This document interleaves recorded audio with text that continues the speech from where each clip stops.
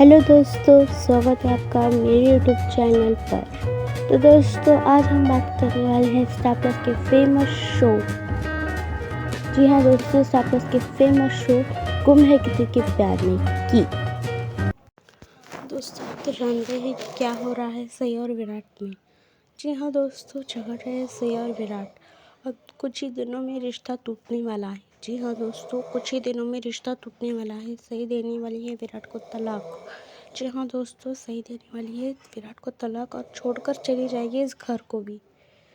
और फिर होने वाला है और भी इससे भी बड़ा धमाका। जी हाँ दोस्तों, इससे भी बड़ा धमाका होने वाला है। सई हमेशा हमेशा के लिए चली जाएगी अपना घर छोड़कर और उसके बाद होगा 5 साल का गैप। जी हाँ दोस्तों, 5 साल के गैप में सई और विराट हमेशा के लिए अलग दिखाए जाएंगे। 5 साल के बाद दिखाई जाएगी सई और विराट की ज़िंदगी। तो आगे की कहानी देखने के लिए आप हमारे चैनल को लाइक कीजिए, सब्सक्राइब कीजिए और कमेंट करना ना भूलें।